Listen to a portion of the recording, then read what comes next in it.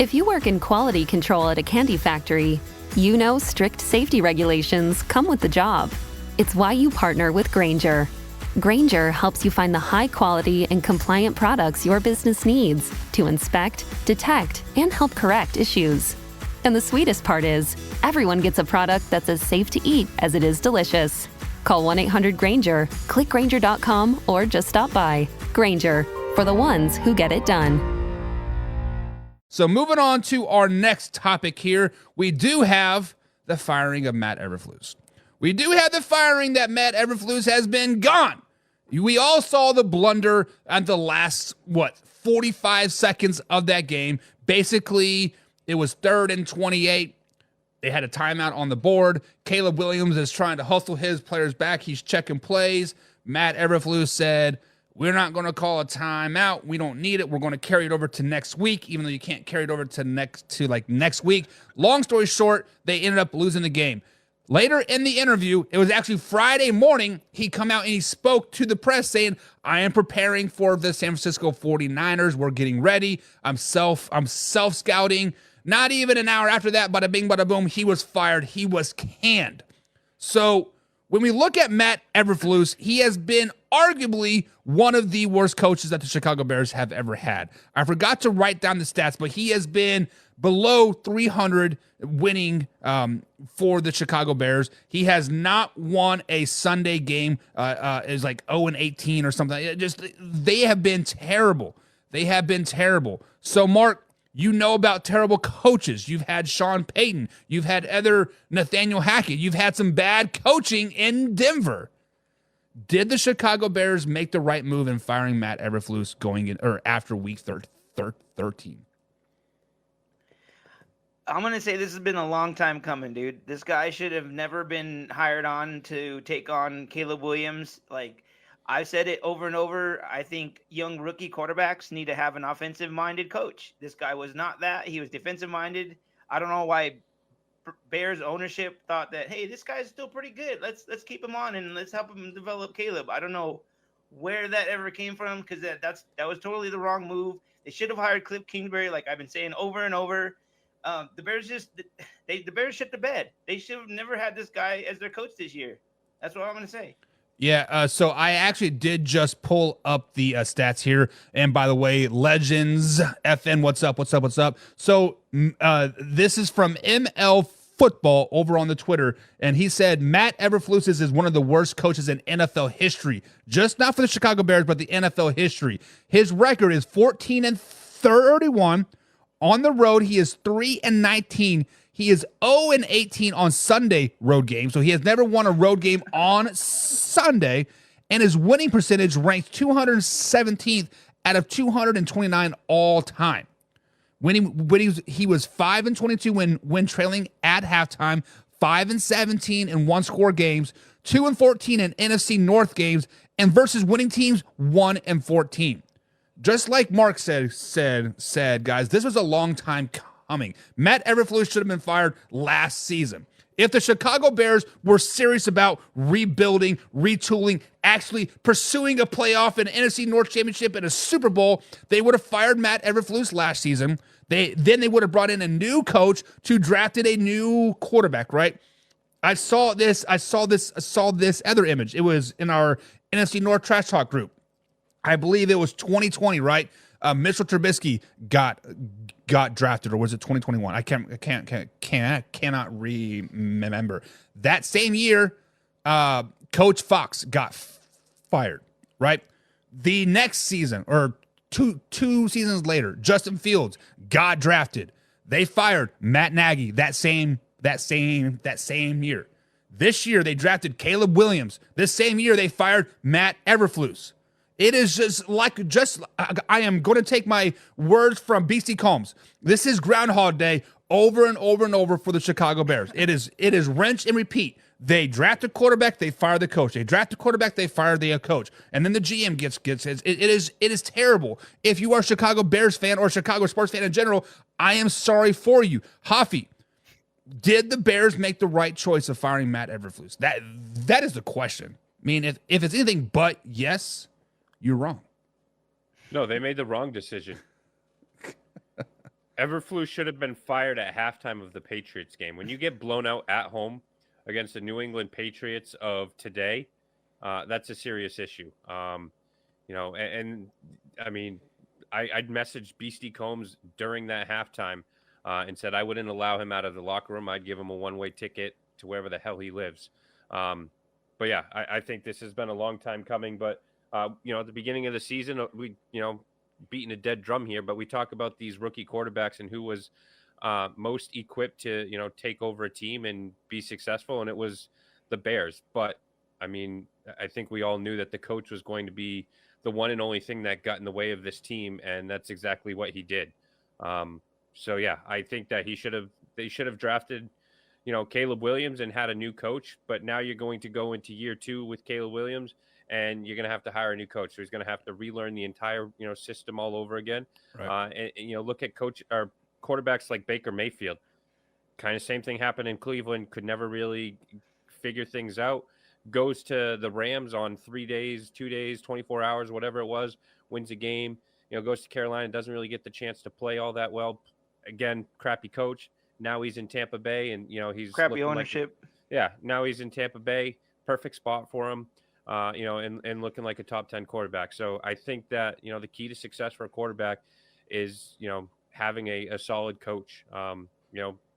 Denver's set up perfectly with Sean Payton. And again, Mark has touched base on it with, the offensive coordinator, Cliff Kingsbury. Should have hired him as their offensive coordinator. Should have brought in a coach other than Eberflus. 14-32. How did he still have a job 8 weeks ago? Yeah. So here's the one thing that you guys keep saying, and Mark, you've been adamant about this for weeks. Should have brought in Cliff. Should have brought in Cliff. Should have brought in Cliff. Well, here's a true aspect of it, right? When we talk about lame duck coaches, like the ESPN analysts are like calling Mike McCarthy, Matt Eberflus is that lame duck coach. Everybody and their dog knew that he was not going to survive this year if they did not make the playoffs. It is simple as that. Why would you want to go put yourself in that situation? Because biggest downfall about Matt Eberflus is that he could never take blame for anything. Nothing. A player was out there taunting the like crowd, right? And he blown the coverage on the Hail Mary. What has Matt Eberflus said? He benched him because he was injured, right? Was because he totally effed up that play. Maybe cost the Bears their whole season, but he was injured, right? Matt Eberflus is the weakest-minded head coach I've ever seen my entire life. He gets walked over and points blame at everybody but himself. I mean, even the hiring of who was the offensive coordinator that they hired that they just fired. I can't even remember his name. They hired him from Seattle, right? Shane Waldron. Yeah, he didn't even fire him. Ryan Poles said, "I don't want you to be the bad guy. Let me be the bad guy," right? So Matt Eberflus, and like I never like to see people get fired. Being fired sucks. But this man's getting paid $6 million through 2026 to sit on his ass by the Chicago Bears. The truth of the matter is that when Thomas Brown, intern head coach now, which was the passing game coordinator, elevated to offensive coordinator, now he's elevated to intern head coach. The simple fact of the matter is he is going to be the next head coach for the Chicago Bears, more than likely. Let's just call it what it is. He is going to be in there, slide in there, perfect DEI hire. Call a spade, right? What is going to happen is he is going to suck next year. And then the next year he is going to be somewhat average, but he's going to be like, but I want to get my quarterback in here. Caleb Williams isn't quite my quarterback. So they're going to trade Caleb Williams. I don't know. Pittsburgh Steelers. Here you go. 7th round pick. Yeah, take our first overall pick. You do what you got to do. Then they're going to draft. Let's say they draft Tristan Polk out of Marion County, right? He comes in and first overall pick, doing his thing, but they just suck. Then they fire the offensive coordinator, then they fire the coach, and then the new coach takes him. It's just, like I said, BC is right. It's Groundhog Day all over again. Hoffa, you said Thomas Brown isn't going to be the head coach? Correct. I think they have their quarterback in Caleb Williams. I mean, look at him. He's getting just absolutely annihilated game after game, and he's still getting up and playing some solid ball. I think that you have to go out and get Ben Johnson. I think that would be a huge hire for the, take him away from a division foe. But I think you got to hire somebody like him. And I know that Mark probably isn't high up on this guy, but someone like Josh McDaniels as an offensive coordinator can't coach to save his life. But as far as being an offensive coordinator, look at the success he's had. But I think Ben Johnson has to be their next head coach in order for this Bears team, this offense to reach its potential with Caleb Williams. I can almost guarantee you, similar. Hoffy, the Lions will block that interview. Like, no, you can't go interview for them. No way. How? I don't think they can they? The Kansas City Chiefs did it to Eric Bieniemy all the time. They said, no, we're not going to let you talk to this guy. I thought that. But he went on interviews last year, so they're willing to let him go search for a job. Well, yeah, that was 3 years after the fact, right? Then, Matt Nagy came available. Yeah, Matt Nagy, come on home to Kansas City. Win us a Super Bowl. Ben Johnson went on interview. He's saying Ben Johnson went on interviews last year. But it wasn't to Chicago. I'm saying if it were to go to Chicago, nope. Blackballed, not going to happen. Well, I agree with you, Buck, about the Bears doing the same stuff over and over. I feel like you're right. It is Groundhog Day. I feel sorry for Combs that is his team that no, it's don't this do that. over and over. Yeah, fuck Combs. Yeah, like it sucks, dude. Like I went Fuck through 8 Combs. years of this shit with my team being crappy, and we're finally seeing some daylight a little bit. Yeah. So it sucks. I understand. So let me put you in this position. What you guys got? Sean Payton, was it 3 years ago, 2 years ago now? But 2 years. But he was This is his second year. He was underneath contract still. So you gave up some picks for him. Was it a second round pick or like Gave him a first round. Yeah, so you gave up a first round pick for a coach that hadn't coached for 3 or 4 years, was in the booth, and you give him, was it 10 years, $100 million, come save our franchise. First year did not look very good. This year looking a hell of a lot better. Would you go and redo that process? Do the Chicago Bears need to go out and be like, hey, Andy Reid, Kansas City Chiefs, 3 first-round picks. Take them. I'm really glad you brought that up because we had to deal with Russ last year, and I think that was never going to be a fit with Peyton. But this year, he has his guy in Bo Nix. So, yeah, you see improvement because he has his guy. He has a guy that he has confidence in. I don't think he never had any confidence in Russ. I don't have confidence in Russ. I never really did when he was here. I just was hoping for the best. I'm one of those guys that's half glass full. So I was hoping that Russ would have a revive of his career here. It didn't happen. And now he's supposedly doing that in Pittsburgh. But I don't believe it. I think we're like Hoppy said last week, it's Fugazi. I think he's another Fugazi this year, and we're going to see it soon coming up. Yeah, all the way to the Super Bowl. But, guys, do you think the Chicago Bears were right to fire Matt Eberflus? I think across the board, everybody is saying yes. And Laura's like, wow, I did not realize he was that bad. Yeah, he was that bad. Laura, I believe it was Justin Fields' rookie year, maybe second year. People were celebrating that they won back-to-back games for the first time in like 8 years. Like, he has been that bad, yes. And Jim Powell says, no way Eberflus is worse than McDaniels. McDaniels never really got a fair shot. He got 6 games in, 7 games in, and the Raiders were like, see ya. And then even in, was it Denver? They fired him after 9 games. See ya. No, he got a year and a half in both places. Yeah, but still, is that really worth a time to really turn an organization around, turn a team around? Hell, Matt Eberflus has been there for 4 years, right? 3 years. He also didn't have a number 1 overall pick and get a quarterback like Caleb Williams or Andrew Luck or remember McDaniels drafted fucking Tebow. Come on, man. Yeah, at what? Do not dog 20? Tebow. Do not call Tebow. He led the Broncos to a win over the Patriots, who were dominant at that point in time. So that's saying something. I don't think he's the answer, but you can't say that Eberflus was a better coach than McDaniels. I think McDaniels would have done a lot more with this Bears roster than Eberflus would have or did. So, guys, correct me if I'm wrong, but didn't Eberflus come as the Colts defensive coordinator? A Colts team that never really had a top 10 defense, never really had a winning culture the whole time he was there. So I don't understand why the Bears even thought he was a good hire in the first place, right? I thought Combs was going to have a heart attack the day that they freaking announced, like, who the fuck is this guy? I mean, like, nobody knows who he is, but I mean, he grew a beard, grew his hair out. And he changed his hair, dude. This year he changed his hair. He thought that was gonna help him like not get fired. Yeah, it is what it is. My Maybe man they won't Derek, recognize like my man Derek says, happy holidays. He knew he was done walking off the field. No, he didn't. See, like, Matt Eberflus was that arrogant. And I believe, if I heard this correctly, that the Chicago Bears have never fired a coach during season since World War I. And when they fired their coach, it was because he went to war.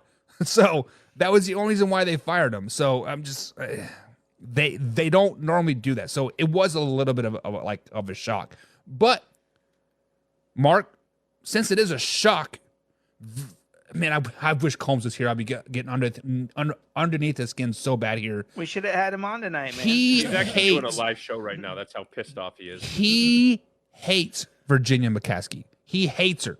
Hates with every ounce of his body. And he says for the last 5 years, I hope she dies. I hope she dies. And many people were like, maybe she just, because she's like 98 years old. Like, she is old as dirt. Maybe they're bored and her should just pass the team off to Ryan Poles and let him do his thing. Do you think this firing has Poles' fingertips on it, or did it actually come from Virginia McCaskey and that board? I would hope if Ryan Poles is a good GM that he did fire Eberflus. Like, I don't know why. Like I said before, I don't even know why he kept him on this year to help him develop Caleb Williams. It was a mistake. Maybe he's trying to right that mistake. So this is the reason why that I was like, I watched a separate Bears podcast earlier today, and this is their theory, right? This is not mine. This is totally theirs. It was the picture that I sent you guys with the guy that had the Bears hat in the background and the lotion and then the tissues, right? But he says the reason why Ryan Poles and Matt Eberflus is still there is because Ryan Poles, Matt Eberflus, and Caleb Williams all have the same agent. So that means Poles is next if they don't turn it around soon. Probably. Harpros Brent says rubber has met the road when teams play the Detroit Lions. Chicago is just a place where great quarterbacks go to die. And that, give me one great quarterback that has gone to Chicago. Jay Cutler is their best guy, and he was drafted there. Jay Cutler. No, we drafted him. We sent him there. Right. McDaniel, speaking of which, traded him there. Yeah, I'm just saying. Junius Howard says, "Good coach, good riddance to the clown coach." See ya. Derek says Williams showed a lot of grit getting hammered and kept getting back up all game long.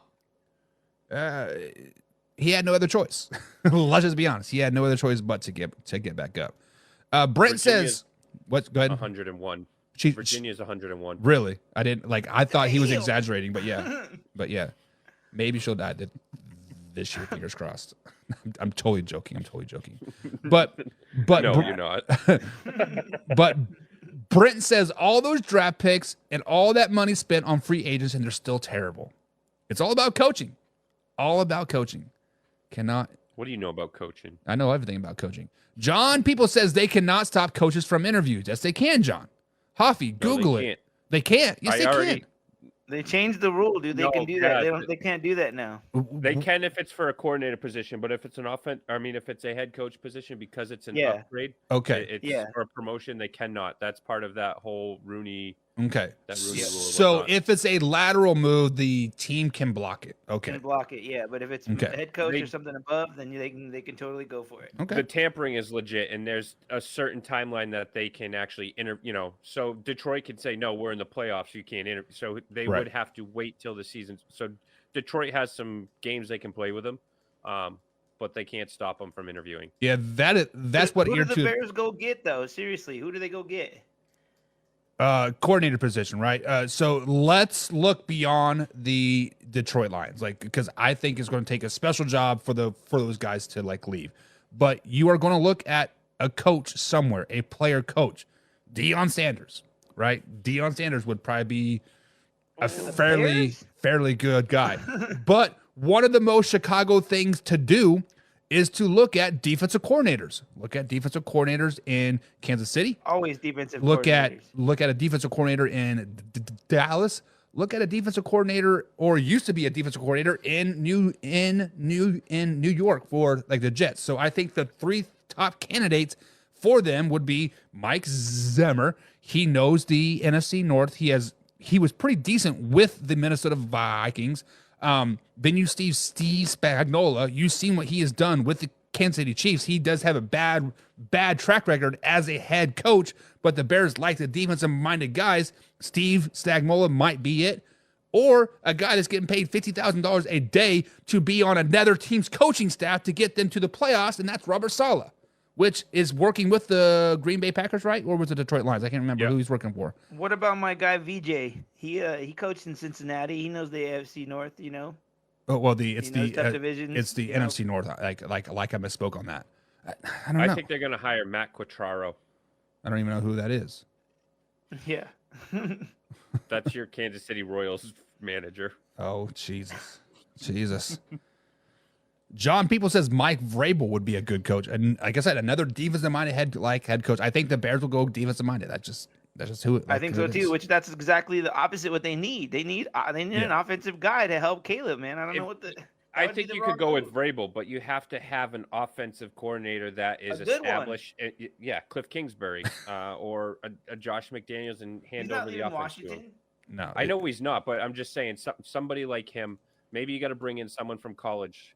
I don't think you're going to get the guy from USC, their coach, because they're paying him boatloads. But hey, maybe Ryan Day from Ohio State is fired after losing to Michigan 4 times in a row. Bring him in. But this just came to me. You guys know who have a connections with Ryan Pauls, because Coffee brought up USC. Eric Bieniemy. He is a offensive coordinator, I think, right now for USC after getting fired from the Commanders. He's always been wanting a head coaching job. They got that connection. They got that brotherly love from their time in Kansas City. Why not? He's an offensive-minded guy. How about Martindale from the old Ravens defensive coordinator? I could see the Bears hiring him. He's done pretty well for the Michigan defense. I don't know. It's tough. Can Caleb handle Bieniemy? I've always heard that the guy's really tough. So and Caleb Williams is a little soft, if you ask me. Eric Bieniemy would have been there when Caleb Williams was there last year, so they have that history. I thought. I mean, wasn't Bieniemy still in Washington last year? He could have been. Yeah, I'm not for sure.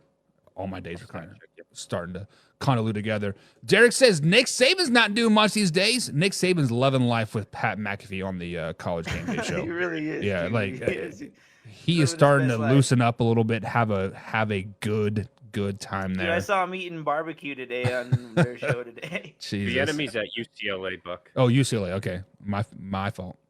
This is his second year there. That I'm still trying to figure out. Yeah, I think it is his second year there. Yeah, because he was there with River Ron, and when River Ron got fired, I think he got fired too. Yep. Jim Powell says maybe AP will be available by then.